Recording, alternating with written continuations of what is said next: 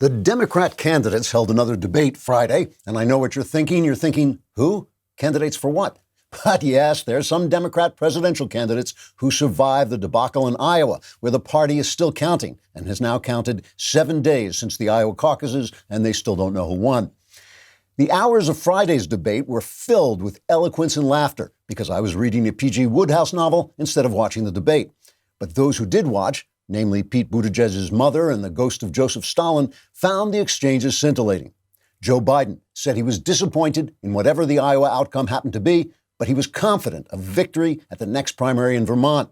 When told the next primary was in New Hampshire, Biden said that explained why he was standing on a dark stage all by himself. Elizabeth Warren did not speak much, but she said that was just because she was bored out of her mind.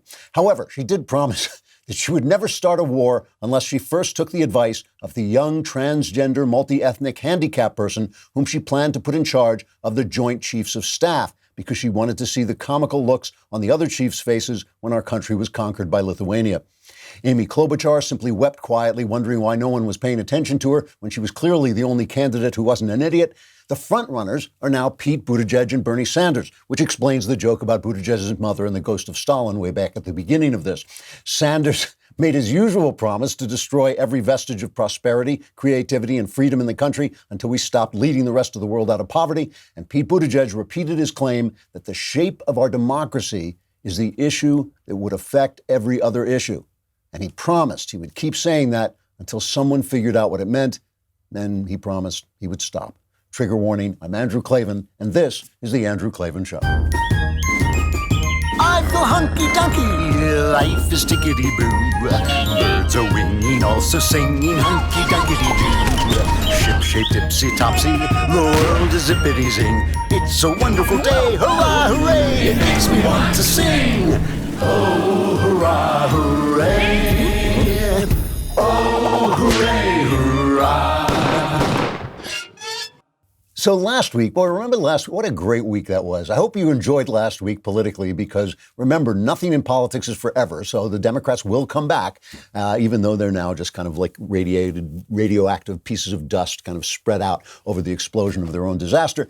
But last week, I pointed out that one big difference between the wildly successful Donald Trump and failed GOP standard bearers like Mitt Romney and John McCain, and to a lesser extent W., was that Trump engages our corrupt left-wing news media head-on. Both Romney and McCain basked in the news media's toxic pseudo-admiration. And W held himself above the fray, which cost him in popularity. And when you lose popularity, you lose political capital. For the Democrats, the news media acts like one of those video game robots that hovers above the battle and creates a shield around the enemy. You have to destroy the robot before you can destroy the enemy. You can't just shrug the media off like a lot of conservative commentators do. They say, yes, the media is left-wing. What can you do? Not enough. You got to go after them. The press doesn't just lie. It creates a cloud of opinion, an atmosphere. In the case of Republican presidents, it creates an atmosphere of panic and disaster. It wearies and worries the public over every trifle. If everything a Republican says or does is a scandal, you have to sit around and parse every word and action. Was that right? Was that wrong? Well, maybe he did. That accusation is false, but you're always talking about it. That's why you had serious, intelligent people actually debating this Ukraine nonsense as if it mattered. It never mattered. I said at the beginning it didn't matter, but you had to talk about it because the press created an atmosphere in which it seemed to matter. In a perfect world, sure, maybe Trump should have been more careful with his words when he was talking to the president of Ukraine. But in a real world where Barack Obama unleashed the IRS on his political opponents without any consequences whatsoever, the Ukraine conversation was not even a moral glitch, which is another thing the press does. The media places Republicans in a moral context while allowing Democrats to act politically. That's the trick Romney fell for when he voted to convict Trump. The press judges Republicans on whether they're acting rightly before the throne of Almighty God. It judges Democrats on whether they're acting effectively in a political situation. They're absolutely shocked when Mitch McConnell uses a perfectly legal political technique to hold up an Obama court appointment. Oh, he's being immoral. But they're absolutely delighted when Obama does dirty deals to force Obamacare down the country's throat with no Republican votes. That's effective politics. Politicians, all politicians, should be required and pressured to act legally and without threatening our Constitution and our freedoms. After that, Policy and morality are pretty much the same thing. They're there to do a job. If they do it well, the country thrives. That's good. If they don't do it well, the country suffers. That's bad. Urged on by the press, never-Trumpers have the sads because Trump is not a nice man. And you know what? He's not a nice man. But he was made necessary by the fact that the never-Trumpers never understood or confronted the power of the press. They say Trump lowered the tone of American political discourse. It's simply untrue. Democrat politicians didn't have to bring down the tone because the press brought it down for them. The press relentlessly called us racist, phobic, worse than Hitler. They created an atmosphere in which all Democrat pals had to do was smile and nod while we took it in the head. Mean Mr. Trump became necessary because conservatives stood by and let the culture demonize ordinary Americans and the American founding. They want nicer presidents. They have to take the culture back. And Trump's victorious assault on the news media has given them a great place to start. That's what they should be paying attention to. We're going to talk about that. We're going to talk about the Oscars. We've got to talk about the Oscars. I want to talk about them hopefully in a different way than most people are talking about them, but we got to talk about them because they're part of the atmosphere. The Oscars and the movies are part of the atmosphere that I'm talking about. And we'll talk about where the Democrats stand now and what the press is waking up to, because the press put the Democrats in the position that they're in. But first, let's talk about me and what great meals I had over the weekend. I had some terrific meals over the weekend, some of them at excellent restaurants, but some of them right at home with Fairway meats. Fairway's premium beef and all-natural pork is raised by family farmers and sourced straight out of corn country and hand-cut by Fairway employees, giving you access to the highest quality meat in America. Each and every cut is done by their highly experienced team of butchers, from ribs to ribeyes, pork chops, and beef tenderloin. They have every style and cut your kitchen can handle.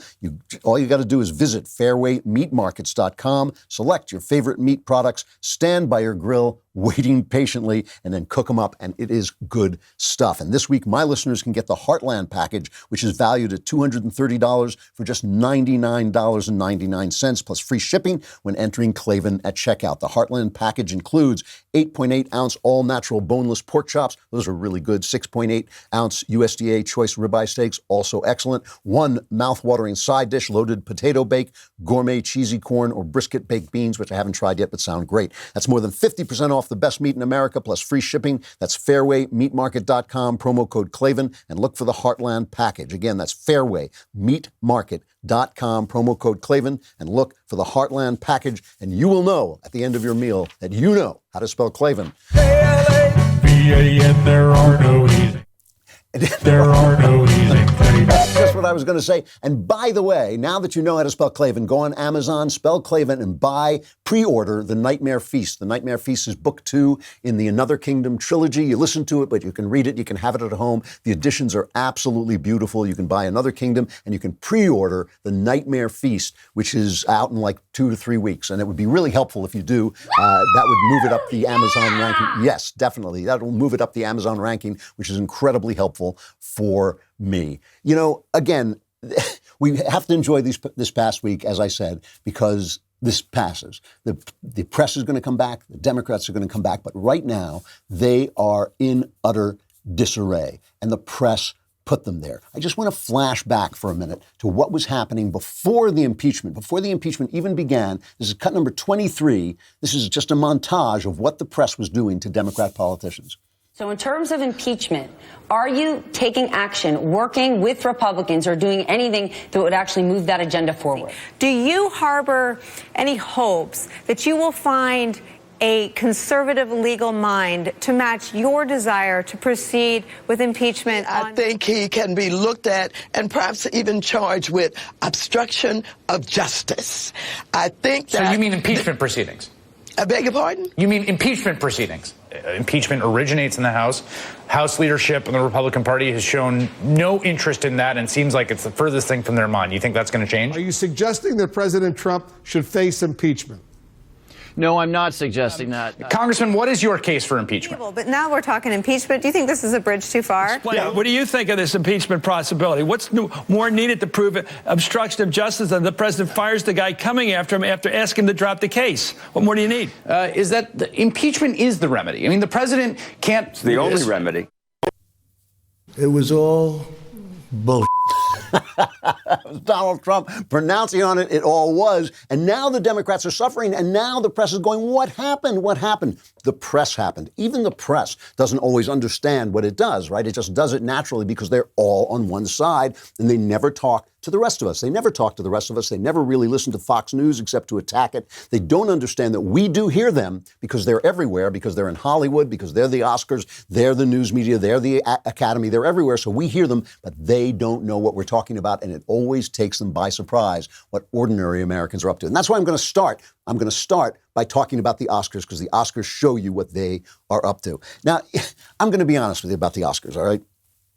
I didn't watch the Oscars when movies mattered. I mean, now only really TV is where the best work is being done, but I never watched the Oscars. And the reason I don't watch the Oscars is because giving prizes for art doesn't mean anything. You know, what it really is when you give a prize to a work of art, the establishment, the artistic establishment is telling you what to pay attention to.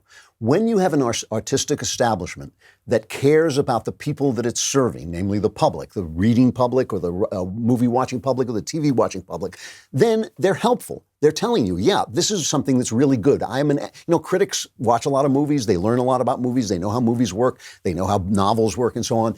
When they are telling you what is good and what you maybe should look at, frequently, they're going to hit the movie that was the best movie and that you want to see. And you go out and see it and say, wow, that really was good. Maybe I didn't think to see that until it won the Oscar.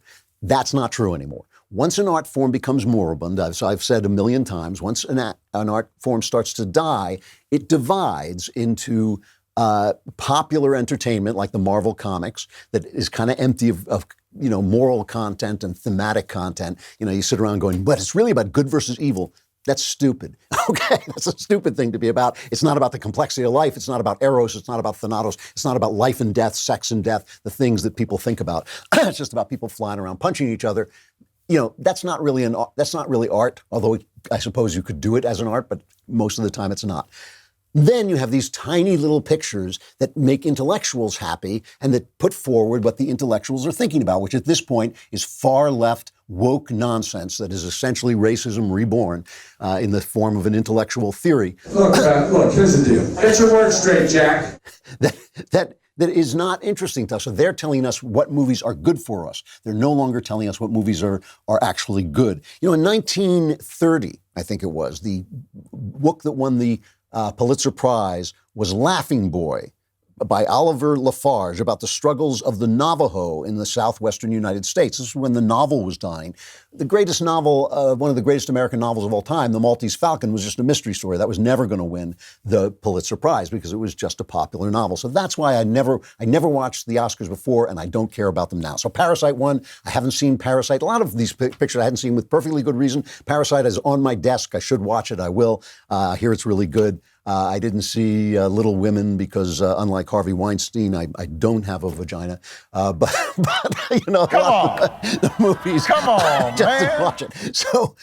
So Ricky Gervais was tweeting the jokes he would have made and saying it's wonderful that they support diversity because they had all different colors of rich sex pests, and that is really true. So, and then we got the left wing, the usual left wing nonsense. Here's a quick montage of this is cut 5 of the usual left-wing speeches that we were getting.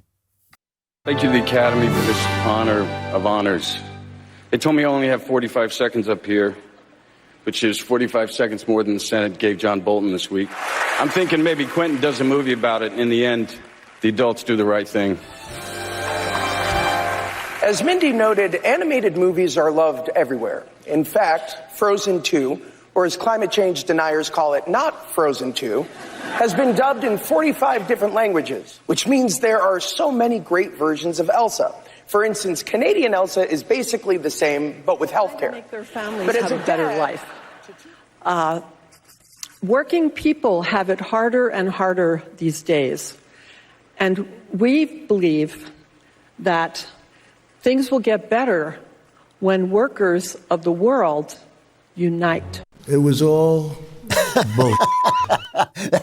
That last one, she was the producer of Obama's picture, right? The Factory, quoting Karl Marx with the Communist Manifesto. Gee, it's amazing. It's amazing to me that Barack Obama has just gotten into the movie business and already his film has won an Oscar. What a talented man he must be. I mean, that must be just pure talent. But the great speech, of course, was Joaquin Phoenix for Joker, which was really terrific. There are two things I want to play of this. The first is cut number 6. We go into the natural world and we plunder it for its resources.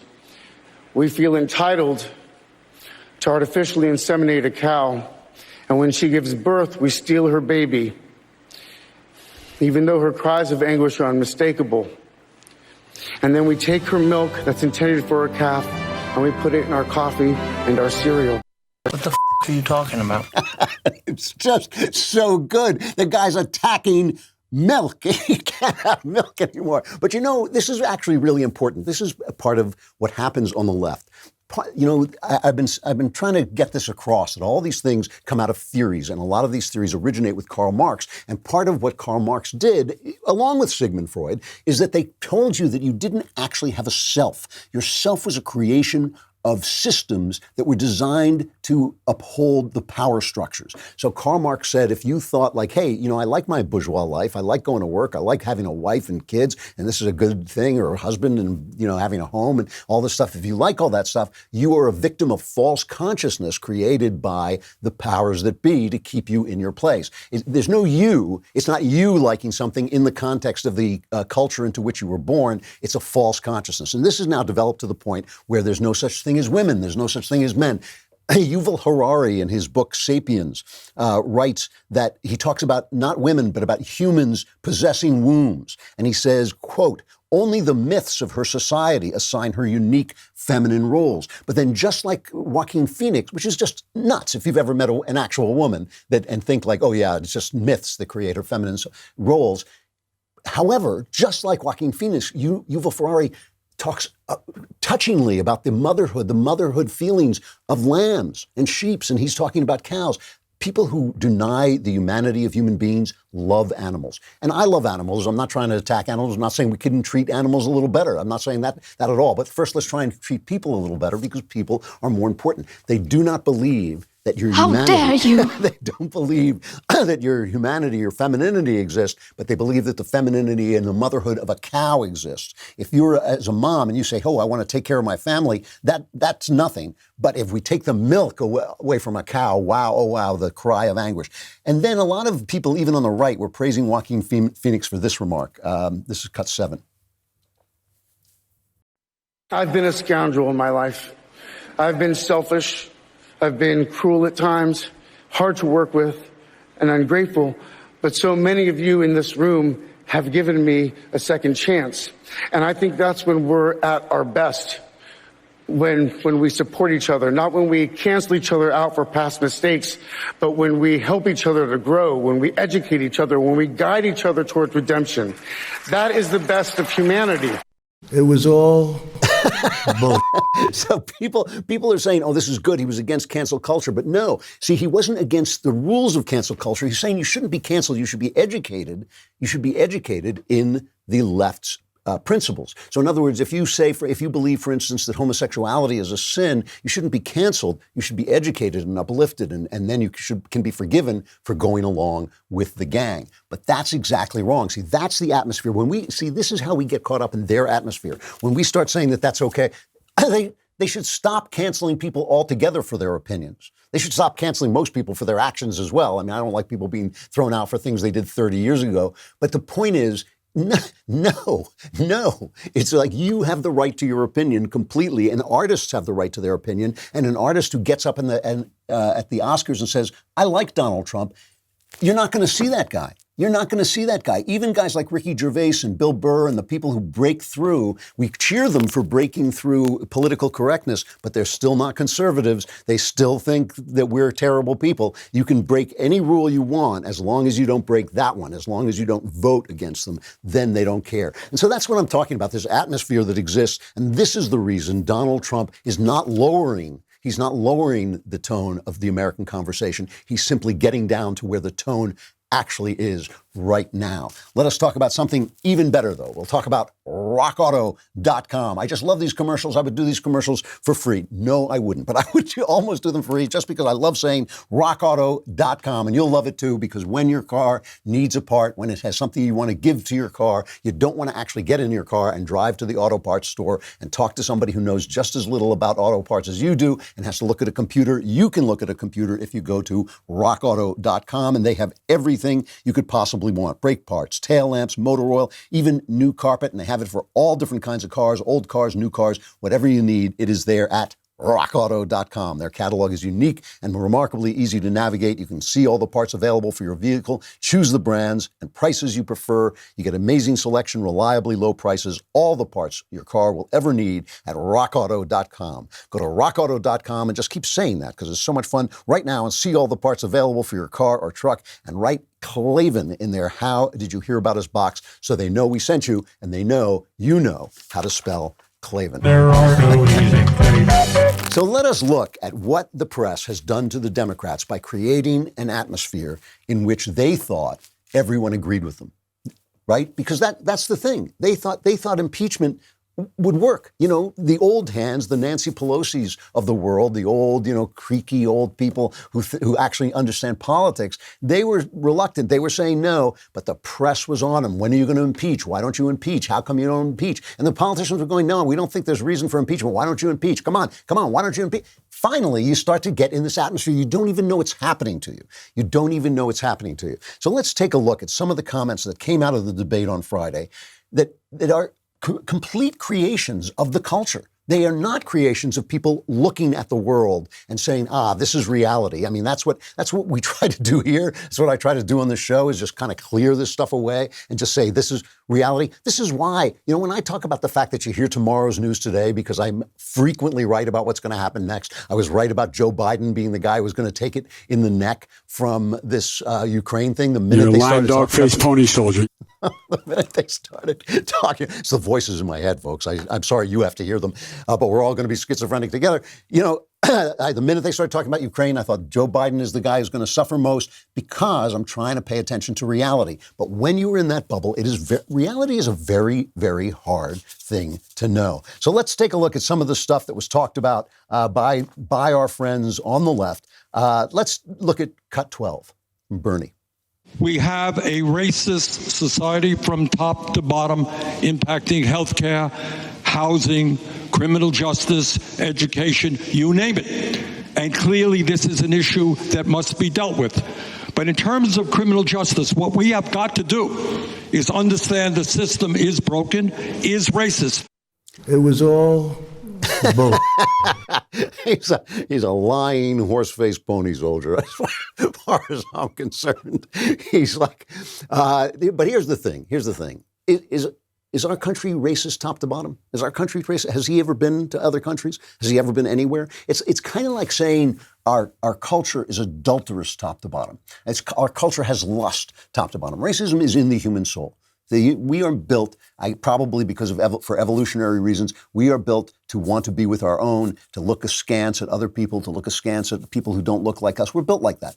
Where has that ever been denied? Where has it ever been part of the actual culture of the country to say, no, we're not going to do that. Anybody can be American. Where else but here? Everybody else is imitating us. A little bit in Rome toward the midsection of Roman history that was actually going on, but really here is the first place where as a philosophy we said no, just ascribe to the ideas, live in the country, support the country, uphold the Constitution. You're in.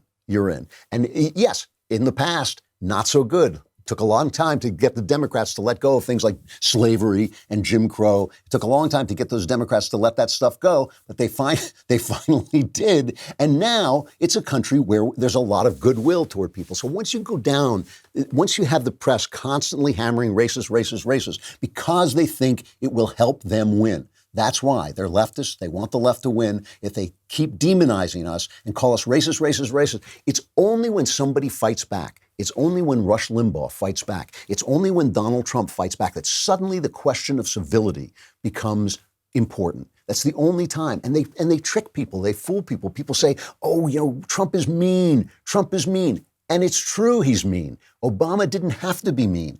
Why? Because the atmosphere that he was walking in was, ooh, Obama. That was the atmosphere Obama was in. Obama was like, ooh, little pink clouds of Obama. It's wonderful. It's great. Come on. So Obama could smile and, everything was fine and everything was great. Trump has to fight. He has to fight. And we needed a guy like Trump to do the job that Trump is doing. Trump's policies, are not that far right. He's not a far right politician. They keep calling him an autocrat and a dictator. When? Where? What has he done? When has he ever defied the courts, for instance? When has he ever defied the law? Never. They just keep saying that he does, but he doesn't. When has he ever been racist? Black people, minorities are thriving in the Trump economy, and he's proud of that, and he keeps touting it because it's true, right? It's all this atmosphere of lies, and the reason the reason we needed a guy who would be the way Trump is, that's the right way to put it. We needed a guy who would be the way Trump is, not nice, is because of that atmosphere that is constantly making you feel that you are the bad guy, that you're sinning against God, but they're being politically effective, and that's okay. Now, once you go down this racist rabbit hole, Elizabeth Warren was talking about, the same thing about the criminal justice system. Elizabeth Warren? Who? Pocahontas? Yeah, Pocahontas, exactly. Play that. You have to own up to the facts. And it's important to own up to the facts about how race has totally permeated our criminal justice system. For the exact same crime, study after study now shows that African Americans are more likely than whites to be detained, to be arrested, to be taken to trial, to be wrongfully convicted, and to receive harsher sentences. We need to rework our criminal justice system from the very front end on what we make illegal all the way through the system and how we help people come back into the community. But we cannot just say that criminal justice is the only time we want to talk about race specifically. We need to start having race-conscious laws. You're a lying dog-faced pony soldier. Race. She is a lying dog-faced pony soldier, whatever the hell that means. But we need race-conscious laws. You can take the Democrats out of Dixie, but you can't take the Dixie out of the Democrats. They're still doing it. What a great idea. Race-conscious laws. Why didn't we ever think about that before, Mr. Wallace? Why didn't we ever think about that before? Unbelievable. It is unbelievable. Once you go down that road, once you go down the road of nonsense, you wind up in some bad places. And that is what has happened to the Democrats. And so you have Bernie Sanders saying that pro-life people are not allowed in the Democrat Party. Is there such a thing as a pro-life Democrat in your vision of the party? I think being pro-choice is an absolutely essential part of being a Democrat. If you're asking me, and I think I may be wrong on this, I think in the Senate, probably 95% of the Democrats are pro-choice. You have a few who are not. In the House, maybe even a higher percentage. So that's kind of what my view is. I think by this time in history, I think when we talk about what a Democrat is, I think being pro-choice is essentially an essential part of that. Crazy Bernie. He is one crazy dude. I like the way Trump is just doing commentary on my show. And then once you go down that road, you get to Pete Buttigieg, cut 20. Usually we're talking about cases where, by definition, if it's late term, a parent, a family, a woman is expecting to carry a pregnancy to term and then gets devastating medical news. Something about the life or health of the mother or the fetus that creates an unthinkable decision. And in those situations, what we know is that decision will not be made any better medically or morally because it is being dictated by some government official. Alfred E. Newman.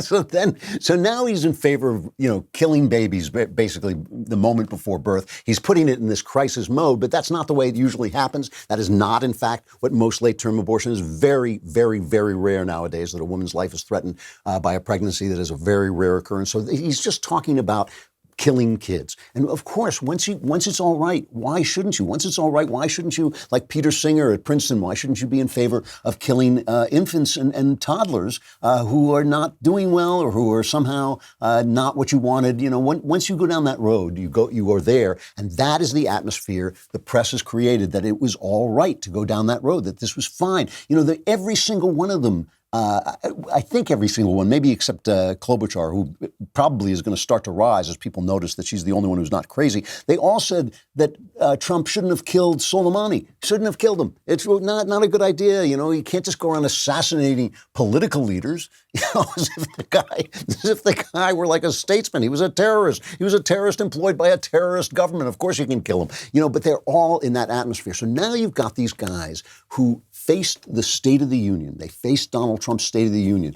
Economy doing well, military doing well. Here are some people who are succeeding. Here's some stuff that's going great. People are praying again. People are not being demonized for their beliefs. And all they've got is these guys, and these guys were created by the press. And that press shield, that little robot video game shield, has surrounded them all this time until now. And now suddenly we see them. Now suddenly they're right in front of us and there's nothing to protect them. And the shield is gone because of Donald Trump. And that's why we needed a mean man like Mr. Trump. All right, listen up. This year, as you are probably well aware, this year is going to be absolutely bonkers. It's already bonkers. The Democrats keep trying one way or another to get Trump out of office. One of these days, they may actually try an election. That would be interesting. So you can stay informed on all things 2020 and get 20% off all new memberships at Daily Wire. It's 20% off all new memberships when you use the promo code DW2020. Members get our articles ad-free, access to all of our live broadcasts and show library, the full 3 hours of The Ben Shapiro Show, select bonus content, access to the mailbag, and now election insight op-eds from Ben. Plus, our new all-access tier gets you into live online Q&A discussions with me, with Ben, Matt Walsh, Michael Knowles, plus our site's writers and special guests. With everything going on, you can turn to us for answers, and we will give them to you, and they will be correct. And you can download the Daily Wire app, which is great, by the way. It's a member exclusive, so you can get push notifications straight to your phone. Again, that's promo code DW2020 for 20% off. Join today and stay informed on all things 2020. We'll keep talking in just a minute, but I got to say goodbye to Facebook and YouTube. It gives you a chance to go to dailywire.com and subscribe.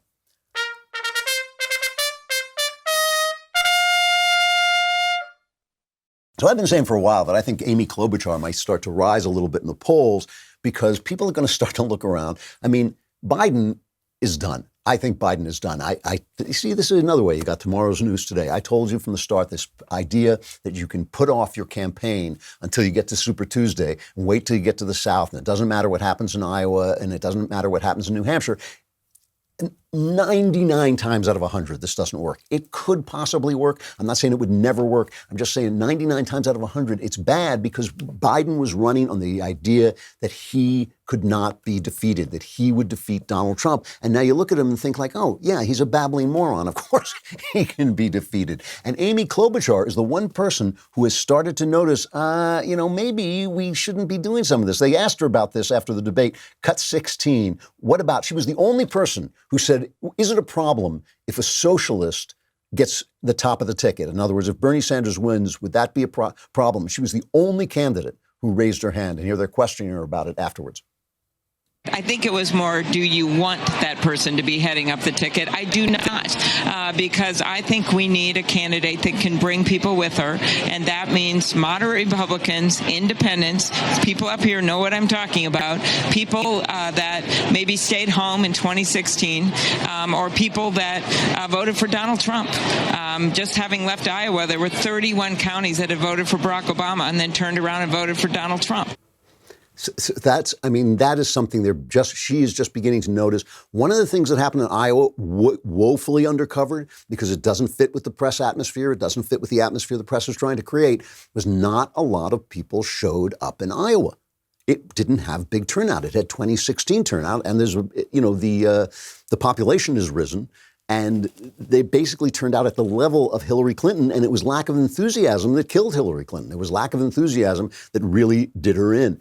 So if people are not jazzed up, if they're not really, thinking, oh, we've got to defeat Donald Trump because this economy is great. I mean, the economy is great, and I have a job, and I feel safe, and terrorists are being killed. But oh, Ukraine. If people don't happen to be saying that, if people don't give a rat's caboose about Ukraine, then they've got a real problem. And now they need a candidate you can actually get excited about. And young people get excited about Bernie Sanders, but old people know better. And that is the thing that some people in the press, some of the old folks in the press, for a while they were saying that thing, okay, boomer, and I would say, well, it's mildly funny, but it's essentially part of leftism to not pay attention to the past, because the past carries with it traditions, the past carries with it ideas, it carries with it some privileges that people have earned over time. And, it's another one of the reasons, as I've said before, that they don't like women, they don't like motherhood, because motherhood carries those things as well. Some of the older people in the Democrat Party are beginning to catch on. Here is Chris Matthews, talking about what would have happened if the socialists had won the Cold War. And he sounds remarkably like Billy Whittle, who was talking about the Cold War. He's saying almost the exact same thing that Bill was saying when he was here last week. I remember the Cold War. I have an attitude towards Castro. I believe if Castro and the Reds had won the Cold War, there would have been executions in Central Park, and I might have been one of the ones getting executed. And certain other people would be there cheering, okay? So I have a problem with people who took the other side. Wow. Where did we get that? Where do you guys come up with these things? So Chris Matthews is saying, people got killed in the Cold War. And he starts talking about Castro. He says he cheered when Castro came into office, but then Castro went communist and started killing people. This is one of the things that I was discussing with Bill. We didn't have time to really get into it. But, we feel better about communism than we feel about fascism. Fascism, if people walked around with a Hitler T-shirt the way they walk around with a Che Guevara T-shirt, somebody would say something to them right away. But you can walk around with a mass murderer like Che Guevara on your T-shirt and everybody thinks it's fine. Why? Well, the reason is because we're a Christian culture. We're a culture that was formed by Christianity. And there's something at the base of communism that sounds like Christianity. Take care of the poor, spread the wealth, make sure everybody's taken care of. That has a Christian ring to it. And so we don't immediately back up and say, whoa, why is the government stealing my money? Whoa, how come the government gets to decide how the money I earned is spent? Doesn't that sound a little bit like slavery, where I do the work and somebody else takes the money? But we don't think about it because of that Christian tinge that is on communism. The problem is that underlying thing that I talked about before, earlier in the show when we were talking about the Oscars. The problem is that underlying idea that you do not exist. That is why communism and socialism end up littered either with bodies or with people who have no rights. That is why, because they don't believe you exist. It is a materialist point of view. It's the point of view that your problems can be solved by having more money, so that if nobody has more money than you and everybody has the same amount of money, everything is going to be fine. Everything will be terrific, because it's a materialist point of view. You, as a spirit, as a soul, as an individual, do not exist in socialism. You simply don't. This is the reason they keep telling you, your idea that you're a woman and you might have different desires than a man, different capabilities than a man, different things that you want out of life, a different vision of the way life works than a man. That is put upon you. That is a created thing. That's not you. That's not your individual soul. That is the idea. That is the reason that socialism ends up littered with bodies. And they're just, the old hands get it, the old hands see it, and it's the young people who are just now catching on. You have the press, some of the old observers of the press, John Carr, Rahm Emanuel, David Axelrod, here they are reacting to the debate. Obviously, the candidate that he feared most early on was Joe Biden. That is not the case anymore. And I don't think there was anybody, based on tonight's performance, that has the Trump campaign quaking in their boots. But there were flashes of strength, flashes where people had some wobbly moments in answering questions. But no, you have to basically close your eyes, see them on a stage with Trump and say, who really looked like they were going to go mano a mano, toe to toe? Because he's a vicious debater. We saw what he did with Hillary. And so that's my concern as a Democrat, is we're not there yet, and we have a ways to go. If you were Donald Trump and watching this debate, how would you feel about it? Because my guess is he would feel fine about it. I don't know that he saw stuff on that stage. I think a lot of the debates that were going on, the Medicare for All being one of them, were ones that he would welcome. The absence of discussion of him trying to kill the Affordable Care Act was something he would welcome. This is an amazing thing. You know, the video game I was thinking of when I was talking before about the robot with the protective shield was Gears of War, which is the one I finished recently, Gears of War 5, where you'd have these horrible monsters come at you. And the monsters would come at you, and you'd shoot the monster, nothing would happen. And then you'd realize there was a little robot hovering over the monster, and the robot was shining this umbrella of light down around the monster, and your bullets couldn't pierce through that shield. So you had to aim at the robot, kill the robot, and then you could kill the monster. This is what's happening. This is the Democrat Party the press created. This is a Democrat Party that grew in the hothouse that the press created, where the sun was always shining and there was always enough water for leftist ideas. It was always good for leftist ideas. And the only thing is, they were all talking to one another. They were all talking to themselves, each other, and they thought they could destroy us by basically canceling us. They wanted to cancel us. They wanted to say everything you say is cancelable. You will lose your job if you say that men are different than women. You'll lose your job. You'll lose your ability to support your family if you come out and say that simple truth. If you have problems with homosexuality, sure, what was it? 8 years ago, it was, Obama could have problems with homosexuality, but nope. It turns on a dime. Once we've won that battle, you are a demon and you will be canceled if you say it. They thought they could do that. They still think they can do it. And they don't understand. That's why they don't understand why they can't bring Trump down. And it's why the Never-Trumpers get this wrong. It's why the Never-Trumpers get this wrong. Because listen, you've listened to me. I don't hide it. I don't like Donald Trump as a person. I would have Donald Trump in my house. But I understand that he is the guy. He is the guy we needed in this moment, because they had created a world where only a bad guy would speak the truth. Only a guy who didn't care about good manners. They made good manners and leftism synonymous. They made it unmannerly to say, hey, you know what? I have religious objections to this. Or, hey, I happen to notice that maybe it's not the criminal justice. Maybe it's the fact that there's more crime in the black community than there is in the white community. Maybe that's why the cops act the way they are. All those things, all those truths couldn't be spoken. And when only a jerk is allowed to speak the truth, only a jerk will speak the truth. And that is the thing, that is the reason that Never-Trumpers and all conservatives should understand what Trump has accomplished, the main thing he has accomplished. Job one is bringing down the robot that creates the shield, is bringing down the press, which created a world in which, as I said, the Democrat politicians didn't have to be mean, because the press was mean for them. He did not lower the tone of our conversation. He simply got down in the mud where the tone already was. Let me end with a final reflection. I got to show you something that really got to me. I don't let the press get to me too often, but this is not even from America. This is from an Australian Today show. And they found on Facebook a lady who was talking about how hard she works for her family. And this is the way they reported it. I want to take you back to the 1950s, or at least that's what I thought when I read this Brisbane mum's Facebook post. Brooke Smith shared her routine online. Here's what she said. I always make sure I don't go to bed until everyone's lunches are packed, their clothes are set out for the next day, including my husband's, and the house is clean, dishwasher is on, and a load of washing is on. I always get up early, 4:30, with my husband to make his breakfast and coffee. Go, Brooke. Whatever. I tell you what, though, Chris, a lot of people online are saying, well done, are praising her. Who are these people? Has he hypnotised her or something? Who does this stuff? Making his breakfast and then putting his clothes out of a night? Is he disabled or something? Like, seriously. So get a grip, get off your bum and do stuff yourself. And the guy's laughing. Who are these people? He says, who are these people? Let me just clear away the fog, clear away the atmosphere, and look at reality. The people who were talking just there, what do they do for a living and for whom? They spew banalities into a camera, into a television camera, for people who would fire them in a heartbeat if their ratings dropped. For people who say, I hate to let you go, mate, but, your ratings dropped a point and you're out of here and we're putting on a game show. That's what they do. Here's a lady who works extremely hard, not for money.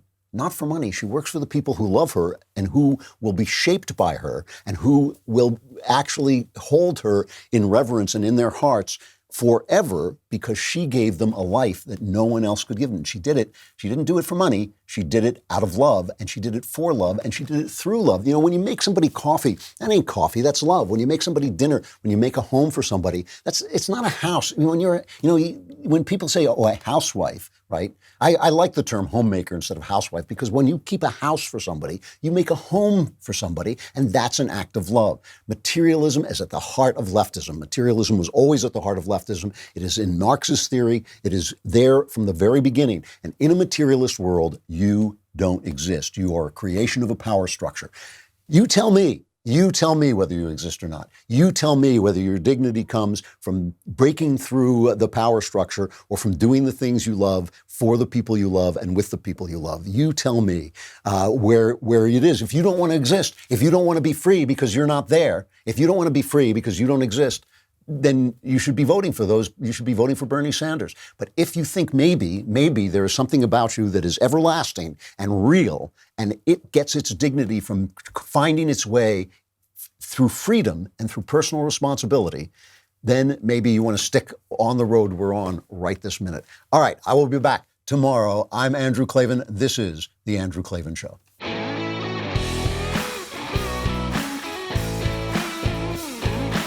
The Andrew Klavan Show is produced by Robert Sterling and directed by Mike Joyner. Executive producer, Jeremy Boring. Senior producer, Jonathan Hay.